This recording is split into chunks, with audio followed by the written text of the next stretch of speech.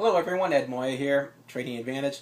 Today is April 2nd, and while it's the second day of the quarter, it really feels like the first day of trading. We finally have Europe back in the mix. They were missed. Yesterday was a rather lackluster session. Today, though, we had quite the fireworks early. We had disappointing manufacturing statistics from the Eurozone, and in addition to that, manufacturing is weak in the UK. The last few weeks we've seen pound dollar stabilize for the most part. It has not been under a tremendous amount of pressure, and that's mainly because it hasn't had too many statistical releases highlighting the terrible economy that it's currently in.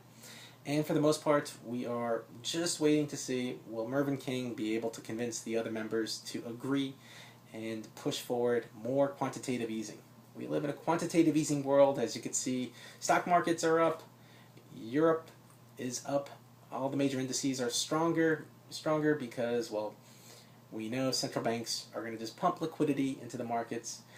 Earlier in the U.S., we had a rather decent print from factory orders. It provided minimal reactions.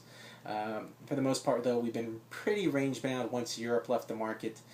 We really see the focus coming to central banks, and ultimately, that is going to be the key driver. And we will look for some market positioning.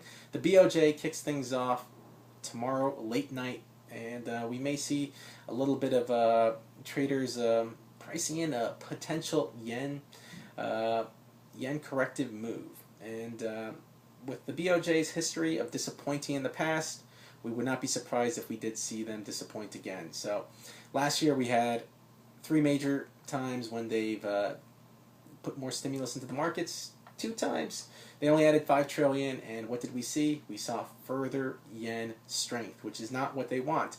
So we'll look to see if we do have a heavy positioning going into that, and everyone is going to be paying attention to that. So fortunately, FX, it provides us with a lot of these key moves, and sometimes we'll have periods of sideways action, consolidation patterns, and we may see that persist for the next couple of today's Asia trading session and tomorrow's Europe and U.S. session, as the markets will eagerly await the actions of the BOJ.